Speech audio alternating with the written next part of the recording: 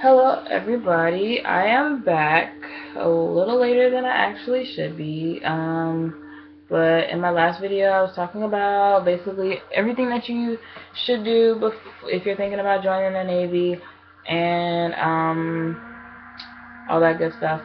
So I went to MEPS like a week and a half ago, 2 weeks, the Thursday before this last one. So the whole process is pretty much really simple. Um, the Wednesday, I went to my recruiter's office and they do a drug test and everything, kind of run you through every medical question that you're going to be asked all day at MEPS. Just say no to everything. No, no, no. They even asked you, because my recruiter was like, he said, I'm going to just run you through a scenario of something that you would say yes to and how they would really like trip you up in it. He was like, do you have severe or frequent headaches? And I was like, no, I don't know. He said, so what's not frequent to you? I said, well, I don't really have them. I said, I rarely have them. He said, what's rare to you? I said, well, maybe like once a month or something. He said, oh, so you do have headaches. I was like, well, yeah, but you said severe or frequent. And then this other girl, she was like, yeah. So he was like, well, how do you get rid of them? I said, well, I go to sleep because I'm not really good with taking medicine. But the other girl, she was like, well, sometimes I take Tylenol. So he's like, oh, so you do take medications. Well, I just asked you earlier if you take medications and you don't. And so, that's just how they trip you up. So just say no to everything. Just no. No, no, no. Unless it's something serious and it's actually a yes, just say no. Anyway, so he runs through that. Then, because depending on who you are, you might be taking your ASVAB the same day you go to the hotel. But for me, I had already taken the ASVAB before, so I didn't have to. I just went straight to the hotel.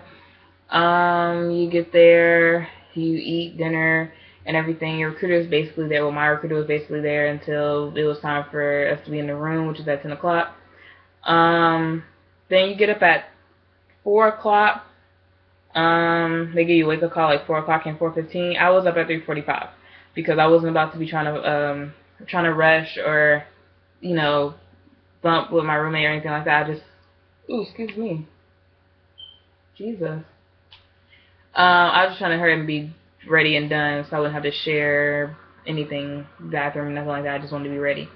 Go downstairs, you eat breakfast. You had to be out of your room by 4:30. Get downstairs, eat breakfast. Drink water. Drink tons of water. Not tons. Just make sure you can drink enough to where when you get to MEPS and it's time to do the urine test that you can actually pee. Because I'll get to that. Then after you eat breakfast, you go get on the bus. Well, actually we left like 5:30 or something.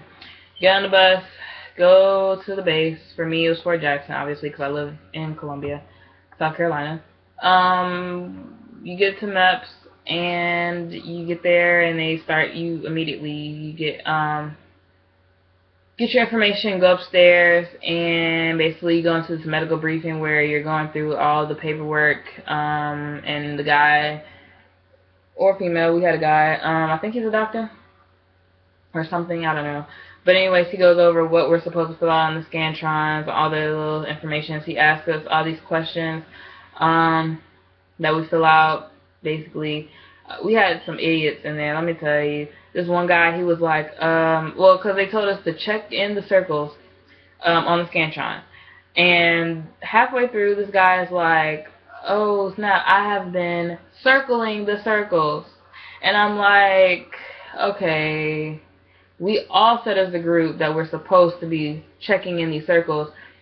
And even on top of that, even if you did miss that, when have you ever circled a circle on Scantron? If anything, I would expect you to bubble it in. But you were circling. That makes no sense. Anyways, and then we had this other idiot who okay, we're sitting one side guys, one side girls. But she's gay, and she's a stud, and she dresses like a guy, so I guess she felt like because she looks like a guy, she could sit on the guy's side. And I'm like, you're still a female. Get over here. Like, what are you doing? Anyways, that's what today's military is, people. Congrats. Anywho, but it was funny. Anyways, it's not really as long of a process as you think it would be. I don't remember the order, but I'm gonna just go off of whatever. Once you leave the medical briefing, they automatically send you a breathalyzer before they even let you out anywhere. So if your thing does not say 0.00, you might as well hang it up because you're not about to do MEPS. You do a urine test where basically here's your cup, put your label on the cup, get in there and use the bathroom. For females, I mean, well, for guys and females, they're watching you. You're in a stall with 2 stalls in there. They got the doors open. They're standing there looking at you pee. They have to look at you because y'all try some dumb shit. People just tried stupid stuff. For me, I almost couldn't pee, and they almost would try to get me to come back another day. I said, no, I will go and drink some water and be back later on today because I'm not coming back here another day. Lady was very rude, might I add, but but I finally got to pee, got that out the way. They also do, with that pee, they do a pregnancy test, all that stuff, because you cannot be pregnant if you're joining. Anyways, they do an audio-visual test where, I mean, that's common sense. Basically, the audio thing is you put on some headphones, you hear a beep, you click the little clicker like the little Wheel of Fortune Jeopardy type clicker things, those type. And if you hear a beep, just click it. Hear something beeping, beep it, because it's going to be in, like, distance, like, might be close, it might be far away. If you think you hear something, click it. The visual, you're looking in there, reading the line, the letters, common sense type stuff. Everybody knows that. They draw your blood, which is no big deal at all. I mean, I'm not scared of needles or anything. I am a blood donor already. But for anyone who's scared of needles, trust me, you will not be scared of that needle. You'll be more scared of the rubber band that they tie around your arm, because it is, like, Red Cross, they don't even tie anything around your arm, but they tie this really very highly uncomfortable blue elastic crap around your arm very tight, and you're very uncomfortable because that crap hurts like heck. And when he puts the needle in, you don't even feel the needle, to be honest, because up here your arm is hurting more than it is down where they're putting it in. So it's really not that big of a deal. The needle is not even, if anything, it's thinner than the needles that the Red Cross uses. It's really quick, easy, nothing to even worry about. What else? Oh, obviously, the physical part. I can only speak for females, obviously, but they basically, you strip down to your underwear, and they have you do the little physical maneuvers like the duck walk. If you don't know what the duck walk is, there are numerous videos here on YouTube talking about how you do it. It's very simple. They have you do other physical activities, physical exercises that are very simple to do. And then they're going to tell you to strip down into nothing and put on a gown. You go in there and meet with the doctor. Hopefully you're fortunate enough to have a female doctor. If not, you'll have a male doctor with a female nurse in there, but I had a female doctor, thank God. And she can either check you with the gown on, or she can check you with the gown off. My gown was already kind of ripped, basically, so I said, well, might as well do it with the gown off because the gown really isn't serving a purpose right now, being ripped. So, she says bend over, make sure you can stand certain ways. You get up on the thing, on the table. She checks around for lumps, checks your stomach, and she obviously checks down there, which is really, to be honest, a 2-3 second thing, literally. Like, she does not do any examining or anything like that. It's just real quick, just to check, and that's about it. Then we'll go down to your job counselor, helps you pick out a job, asks you what you like to do. Mine, I wanted to do a medical job, but I also looked up jobs in advance just to make sure if they didn't have any medical jobs, I would have a backup. Oh, this is what I would want to do. When I walked in there, he told me all the medical jobs are sold out for the year, so I was looking at all these IT jobs because I'm really good with computers. And so he's bringing me back all these papers about IT jobs, but then he switches them all out, brings me this one paper, and it says dental assistant. And he said he already put it on hold for me because I was the only thing they had, only seat that was left for that job. And I said, give me that job because it's medical. I like dental kind of, even though I want to be a coroner in the civilian world, it's still medical and I can still make it work. I can work whatever. So I got the dental assistant job basically, and they'll finish up your contract and stuff there with them, and then you wait around and swear in. You watch some short little video before you go into the room to do the oath and everything. You use your fingerprint to sign your contract. That prints out for you. Whoa, I skipped a step before that. You go to the back somewhere, and they overview your contract again. You say who you want to, get all your stuff, whatever, for it in the case of, God forbid, that you die or anything like that. You just want to say who would be responsible for your stuff, which hopefully you'll put your parents or your spouse or something. Anyway, so then when you sign your contract with your fingerprint, they print it out for you, and that's about it. Yeah, so I got my date. I ship out November 10th. It's very far away from here, which I'm kind of happy about, kind of not happy about. Happy because I have more time to spend with my family, get to spend my last summer with them for a while, and everything, but kind of not happy because I'm just really excited for basic training. I really hate to wait this long. So actually, I'm trying to find a job so I can pass the time, which I just got hired by Amazon, so about to be making bank.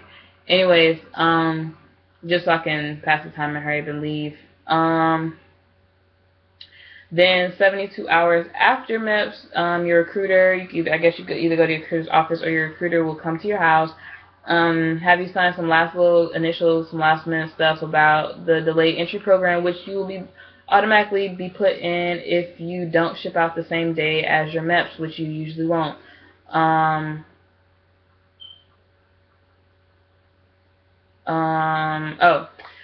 So yeah, okay. So then he goes over the strict no tolerance drug policy that the Navy has. Well, every branch probably has, but the Navy is very important to them. No tolerance. They give you this these like quizzes or whatever. Probably can't show you these because they got answers circled on them. But there's quizzes about their drug policy. They have you watch this video, the Faces of the Navy, mandatory video that you have to watch. It's actually pretty good video, so you can go ahead and watch that now, because it'll help you a lot. But it's a really nice video. Actually, it really kind of gives you a first look into what basic training is going to be about, kind of, without giving you too much. But you do that, and then 7 days after you have that meeting with your recruiter, you go to your first DEP meeting, which I will be attending tomorrow at 2 o'clock. Hopefully they don't weigh me because I have not been working out how I'm supposed to, and I have not been eating how I'm supposed to. Hopefully they don't weigh me, or they will be my recruiter will kill me. So I don't know how the meeting goes or anything like that. But, and that's really about it. Oh, and like I said, I leave out November 10th to Great Lakes. That's the only base you go to for basic training. And my A school is in San Antonio, Texas for 19 weeks. What else? That's about it, really. Oh, and they give you this when you leave MEPS, they give you this bag, Navy bag, really kind of neat, whatever. And inside of it, they give you Navy hat, whatever, a water bottle, a folder that has, what does it have in here? Yikes. A pen, a freaking proud parent of a sailor thing, bumper sticker crap. And also they give you this booklet, which I really should start reading. Should have been started reading 2 weeks ago. Basically about anything about the Navy, important stuff that you need to know, stuff that I really should be reading, because I did not know a damn thing in here. Because everything I've known is ROTC, Army stuff, because all my family is Army. and I took Army ROTC, so all this Navy stuff is like a foreign language to me because I don't know any of the ranks except for Petty Officer, which is what I will be. I should probably leave this out so I can read it. And you also get, obviously, the copy of your contract, some important information about when it's time to actually swear in officially, your last swear-in date before you go to MEPS, and I'm guessing this is a full copy of everything I've ever filled out. I don't know. It's sealed. Didn't want to open it because they didn't tell me to open it, so I'm not going to open it. And that is about it. That's what they give you. So, oh, and they give you a t-shirt, which is somewhere on my floor because I just wore it. Is this it? This is. It feels like it. It has really nice material. It's kind of like those dry fit Nike shirts. Love it. This is the front of it. Probably seen somebody in it before. That's the front. This is the back. It's really nice. And that's someone calling. Anyways, so that's what you get.